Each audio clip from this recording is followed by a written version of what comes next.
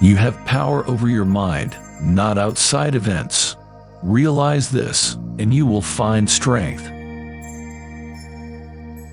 The soul becomes dyed with the color of its thoughts. What we do now echoes in eternity. The best revenge is to be unlike him who performed the injury.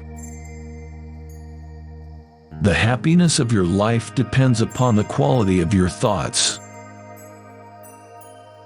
Everything we hear is an opinion, not a fact. Everything we see is a perspective, not the truth.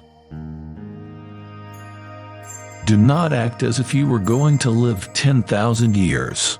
Death hangs over you. While you live, while it is in your power, be good.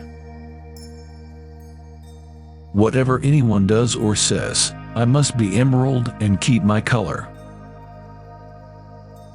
Look back over the past, with its changing empires that rose and fell, and you can foresee the future too. A man's worth is no greater than the worth of his ambitions. Never esteem anything as of advantage to you that will make you break your word or lose your self-respect. Don't go on discussing what a good person should be. Just be one. Humans have come into being for the sake of each other, so either teach them or learn to bear them. Which quote did you like the most?